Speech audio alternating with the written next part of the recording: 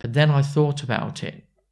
And whenever there is a potential threat, you always have to take it seriously. You know, when you're in the business that I'm in, representing people who I represent, you need to remember that in those days, half the people in Serbia loved me and half hated me. That's 20 million people that hate you. That's a lot of people. Same in Iraq, the same in Libya. So you're looking at a situation, not the people who love you, but the people that hate you because you represent the voice of a person they don't like.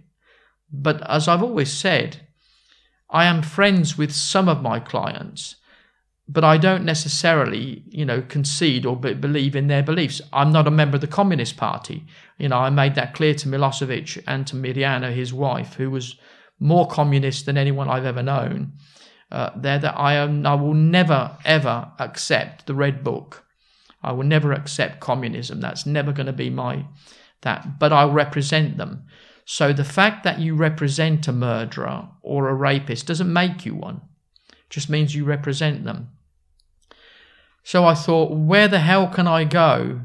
I started to panic a little because the French are dangerous there. They've been known to kill people, especially during the Algerian wars. People don't know, there were more than 2,000 dead bodies on the Seine, on the river there that floated, all killed by the state, people who were uncomfortable. So I felt uncomfortable and I thought, And my assistant there, Jeffrey Wilkins, said, well, we can only go to one place, Joe. I said, where's that? He said, we need a war zone. I said, where the fuck's a war zone in Europe? And a war zone was in Serbia, caused by the Germans.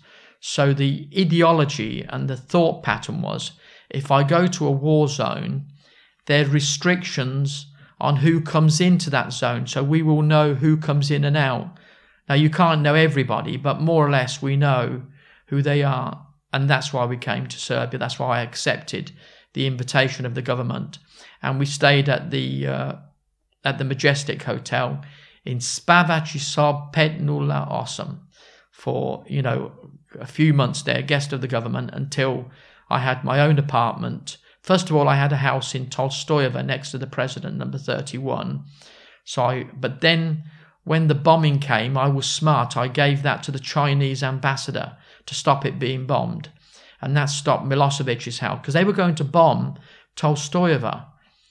So by me giving it to the Chinese ambassador next door, which used to be the old German ambassador's house there, it was a smart move on my part, and it stopped that being